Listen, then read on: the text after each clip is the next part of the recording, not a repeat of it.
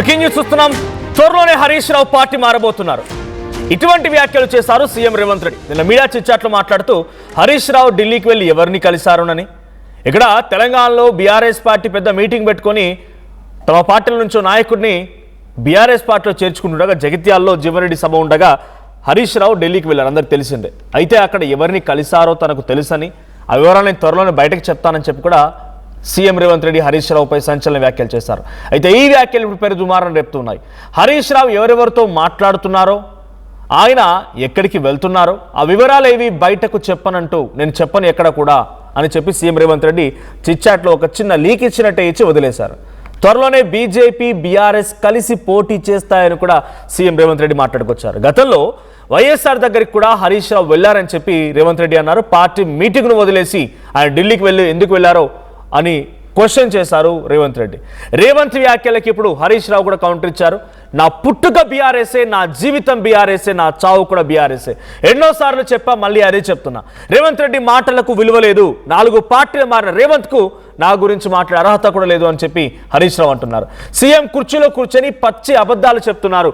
అనుముల రేవంత్ రెడ్డి కాదు, అబద్ధాల రేవంత్ రెడ్డి అని హరీష్ రావు అంటున్నారు. సో హరీష్ రావు పైన ఇటు రేవంత్ రెడ్డి మీడియా చిట్చాట్లో మాట్లాడుకొచ్చిన మాటలు ఇప్పుడు పెను దుమారం రేపడంతో పాటుగా హరీష్ రావు కౌంటర్ కూడా పెను సంచలనంగా మారింది. సో హరీష్ రావు ఢిల్లీకి ఎందుకు వెళ్లారు? గతంలో హరీష్ రావు పైన ఇదే రకమైన ప్రశ్నలు సంధించినప్పుడు హరీష్ రావు మాట చెప్పుకొచ్చారు. కాళేశ్వరం కమిషన్, ఘోష్ కమిషన్ ఇచ్చినటువంటి నివేదిక ఆధారితంగా తమపై ఎటువంటి చర్యలు తీసుకోవద్దనేటువంటి ఒక నాట్ టు అరెస్ట్ అంటామా, లేకుంటే ఎటువంటి చర్యలు తీసుకోరాదు, ఆ కమిషన్ కొంత తప్పు రిపోర్ట్ ఇచ్చిందనే రకంగా హరీష్ రావు, కేసీఆర్లు అంటే ఆ బృందం మొత్తం కూడా హైకోర్టులో పిటిషన్ దాఖలు చేసింది. అయితే ఆ పిటిషన్ విచారణలో ఉంది. ఆ పిటిషన్ తీర్పు కంటే ఒక 2 రోజుల ముందు జగిత్యాల్లో సభ జరగడం, ఢిల్లీకి హరీష్ రావు వెళ్ళడం. సో హరీష్ రావు ఢిల్లీకి ఎందుకు వెళ్ళారంటే, ఇక్కడ కనుక ఆ పిటిషన్ కొట్టివేయబడితే సుప్రీంకోర్టులో దాన్ని ఎలా వాదనలు వినిపించాలని రకంగా ఒక సీనియర్ న్యాయవాదిని కలవడానికి మేము వెళ్ళామని చెప్పి హరీష్ రావు చెప్తున్నారు. హరీష్ రావుతో పాటుగా వినోద్ కుమార్ ఉన్నారు, వేముల ప్రశాంత్ రెడ్డి మేబీ ఆయన కూడా ఆ రోజు ఆ మీటింగ్లో ఉన్నట్టుగా ఉన్నారు హరీష్ రావుతో కలిసిన బృందంలో. అంతకంటే ముందే వీరంతా కలిసి కేంద్ర మంత్రుల్ని కలిశారనేది కాంగ్రెస్ వాదన. అరెస్ట్ చేయకుండా అక్కడికి వెళ్ళి బతిమలాడుకుంటున్నారు. అవసరమైతే మీ పార్టీలో విలీనం చేస్తామని కలిసి నడుద్దామన్న రకంగా వాళ్ళు కాంప్రమైజ్ కూడా సిద్ధమయ్యారు.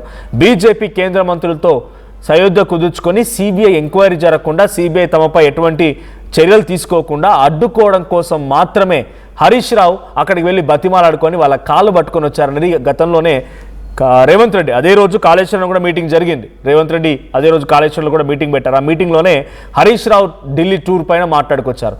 ఇప్పుడు మళ్ళీ అవే వ్యాఖ్యలు చేస్తూ ఆయన ఎవరిని కలిశారు, ఎవరెవరినితో మాట్లాడుతున్నారు అవేవి నేను చెప్పను అని చెప్పి మాట్లాడుతున్నా. ఇండైరెక్ట్గా హరీష్ రావు బీజేపీ నేతలు కలిశారని, బీజేపీ బీఆర్ఎస్ త్వరలో కలిసి పోటీ చేస్తాయంటూ రేవంత్ రెడ్డి చిట్చాట్లో మాట్లాడుకొస్తే దానికి కౌంటర్గా హరీష్ రావు కొంత ఆగ్రహానికి గురయ్యారు. ఒకసారి హరీష్ రావు ఏం మాట్లాడారో చూద్దాం. ఇప్పుడు రేవంత్ రెడ్డి అంటే ఆయన ఓ చిల్లరైన, ఇప్పటికీ చాలా సార్లు చిల్లర మాటలు మాట్లాడిండు. ఆయన మాటకు క్రెడిబిలిటీ ఉంది. అసలు 4 పార్టీలు మారినోడు, రోజుకు 4 అబద్ధాలు మాట్లాడేటోడు, 400 అబద్ధపు హామీలు ఇచ్చి అడ్డదారిలో అధికారం ఎక్కినోడు, 15 ఆగస్టు కల్లా రుణమాఫీ చేస్తా అని దేవుని మీద ఒట్టుబెట్టి మాట తప్పినోడు, సిద్దిపేటకు వచ్చి ఆయిల్ పంప్ ఫ్యాక్టరీ ఇనాగ్రేషన్ సందర్భంగా 45 రోజుల్లో 9,000 కోట్లు రైతుల అకౌంట్లలో రైతు బంధు డబ్బులేస్తా అని మాట తప్పిన ఈ రేవంత్ రెడ్డి మాటలకు విలువ ఉన్నదా? అబద్ధాలు చెప్పుడు, అడ్డమైన మాటలు మాట్లాడుడు, అడ్డదారిలో అధికారాన్ని అనుభవించుడు, అబద్ధాల గారెడితో కాలం వెల్లదీసుడు తప్ప నువ్వు చేసింది ఏమైనా ఉన్నదా రేవంత్ రెడ్డి? దేవుని మీద ఒట్టుబెట్టి, కనబడ్డ దేవుని మీద ఒట్టుబెట్టి రుణమాఫీ ఎగబెట్టింది నువ్వు కాదా? సిద్దిపేటకు వచ్చి 45 రోజుల్లో రైతు బంద్ వేస్తా అని 65 రోజులైనా రైతు బంద్ ఎగబెట్టింది నువ్వు కాదా? అసలు నువ్వు ఎన్ని అబద్ధాలు? అసలు 4 పార్టీలు మారింది నువ్వు, పూటకో పార్టీ మారి ఏ ఎండకా గొడుగు పట్టే రేవంత్ రెడ్డి నా గురించి మాట్లాడతాడా? నేను ఇప్పటికి 100 సార్లు చెప్పిన, నా జీవితం అంతా కేసీఆర్, నేను బతుకున్నంత కాలం బీఆర్ఎస్ అని 100 సార్లు చెప్పినా, ఇంకా 100 సార్లు చెప్తా. నువ్వేంది చిల్లరోడివి? అసలు నీకు నా గురించి మాట్లాడే నైతికత తక్కువ ఉందా? ఇందాకే అన్న కదా, గురువింద గింజ తన కింద నలుపు తెలియదు అన్నట్టు పార్టీలు మారిన రేవంత్ రెడ్డి ఒకే పార్టీ జీవితం అంతా పుట్టుక బీఆర్ఎస్ లోనే, చావు బీఆర్ఎస్ లోనే అని గతంలో చెప్పినా మళ్ళీ చెప్తున్నా. కొత్తగా చెప్పేదేముంది? నువ్వు పూటకో పార్టీ మారుతావు. ఇవాళ కూడా కాంగ్రెస్లో ఉన్నావు, మోడీ గారి పాట పాడుతున్నావు, బీజేపీ పాట పాడుతున్నావు. నువ్వు రేపేడుంటావో తెలియని నువ్వా నా గురించి మాట్లాడేది? నైతికతకు, నిజాయితీకి నేను కట్టుబడి ఈ రాజకీయాల్లో పనిచేసిన, విలువలతో ఉన్నాం. నీకో విలువలే లేవు. నీకు అసలు నీ ఇంటి పేరు మార్చుకో. యనుమల రేవంత్ రెడ్డి కాదు, అబద్ధాల రేవంత్ రెడ్డివి నువ్వు.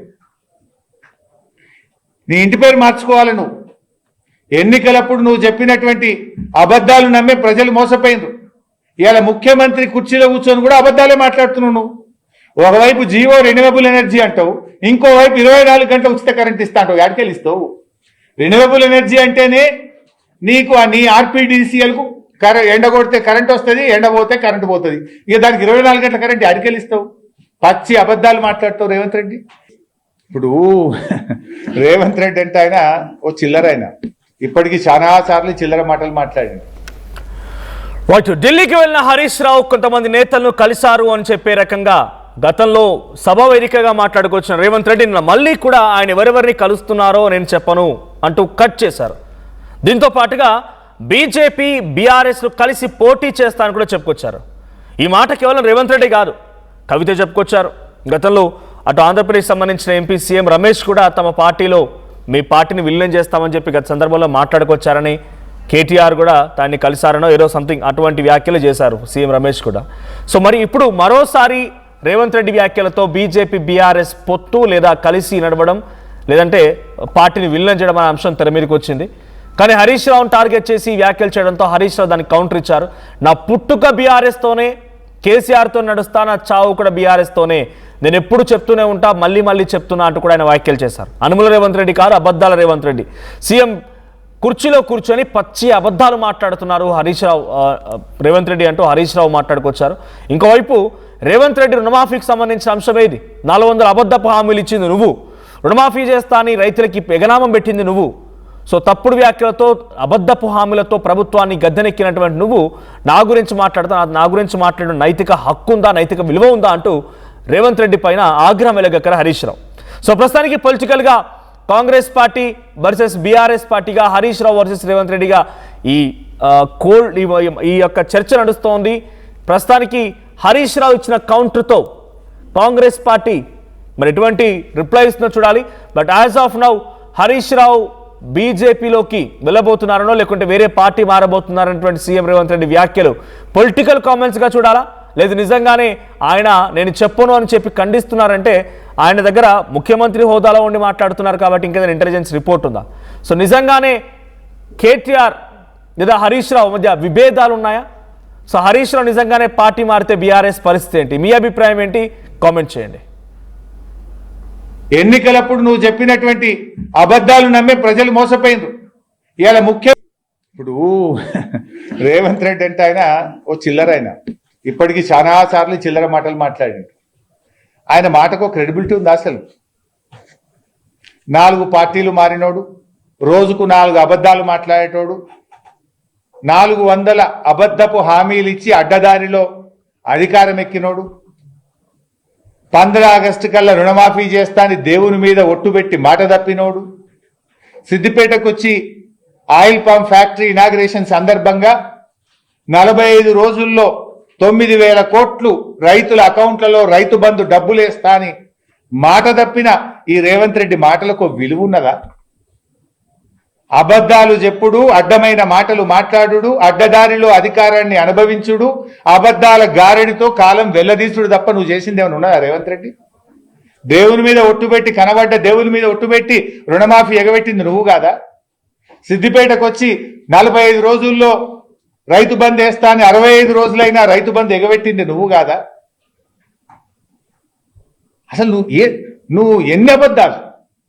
అసలు 4 పార్టీలు మారింది నువ్వు, పూటకో పార్టీ మారి ఏ ఎండకు ఆ గొడుగు పట్టే రేవంత్ రెడ్డి నా గురించి మాట్లాడతాడా? నేను ఇప్పటికి 100 సార్లు చెప్పిన, నా జీవితం అంతా కేసీఆర్, నేను బతుకున్నంత కాలం బీఆర్ఎస్ అని 100 సార్లు చెప్పినా, ఇంకా 100 సార్లు చెప్తా. నువ్వేంది చిల్లరోడివి? అసలు నీకు నా గురించి మాట్లాడే నైతికత తక్కువ ఉందా? ఇందాకే అన్న కదా, గురువింద గింజ తన కింద నలుపు తెలియదు అన్నట్టు పార్టీలు మారిన రేవంత్ రెడ్డి ఒకే పార్టీ జీవితం అంతా పుట్టుక బీఆర్ఎస్ లోనే చావు బీఆర్ఎస్ లోనే అని గతంలో చెప్పినా మళ్ళీ చెప్తున్నా, కొత్తగా చెప్పేదేముంది. నువ్వు పుట్టకో పార్టీ మారుతావు, ఇవాళ కూడా కాంగ్రెస్లో ఉన్నావు, మోడీ గారి పాట పాడుతున్నావు, బీజేపీ పాట పాడుతున్నావు. నువ్వు రేపేడుంటావో తెలియని నువ్వు నా గురించి మాట్లాడి. నైతికతకు నిజాయితీకి నేను కట్టుబడి ఈ రాజకీయాల్లో పనిచేసిన, విలువలతో ఉన్నాం. నీకో విలువలే లేవు. నీకు అసలు నీ ఇంటి పేరు మార్చుకో, యనుమల రేవంత్ రెడ్డి కాదు, అబద్ధాల రేవంత్ రెడ్డివి నువ్వు. నీ ఇంటి పేరు మార్చుకోవాలి. నువ్వు ఎన్నికలప్పుడు నువ్వు చెప్పినటువంటి అబద్ధాలు నమ్మే ప్రజలు మోసపోయిండ్రు. ఇవాళ ముఖ్యమంత్రి కుర్చీలో కూర్చొని కూడా అబద్ధాలే మాట్లాడుతున్నావు నువ్వు. ఒకవైపు జియో రెన్యూవబుల్ ఎనర్జీ అంటావు, ఇంకోవైపు 24 గంటల ఉచిత కరెంట్ ఇస్తా అంటావు. ఎక్కడికి ఇస్తావు? రెన్యూవబుల్ ఎనర్జీ అంటేనే నీకు నీ ఆర్పిడిసిఎల్కు ఎండ కొడితే కరెంట్ వస్తుంది, ఎండ పోతే కరెంట్ పోతుంది. ఇక దానికి 24 గంటల కరెంట్ ఎక్కడికి ఇస్తావు? పచ్చి అబద్ధాలు మాట్లాడుతావు రేవంత్ రెడ్డి.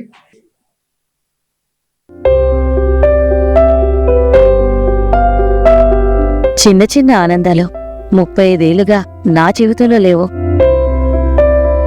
35 ఏళ్లుగా నేను డైపర్లలో బ్రతికాను. 6 సెంటీమీటర్ల ఫిస్టులా నా మూత్రాశయంలో లీక్ కారణమైంది. ఎవరూ నాకు సహాయం చేయలేకపోయారు. ఏఐఎన్యూలో వైద్యులను కలిసే వరకు. అక్కడ వారు రోబోటిక్ శస్త్రచికిత్సతో నాకు పరిష్కారం ఇచ్చారు. వారు నా ఆత్మవిశ్వాసాన్ని కూడా తిరిగిచ్చారు. Precision Care makes it possible. The Center for Robotic Surgery at AINU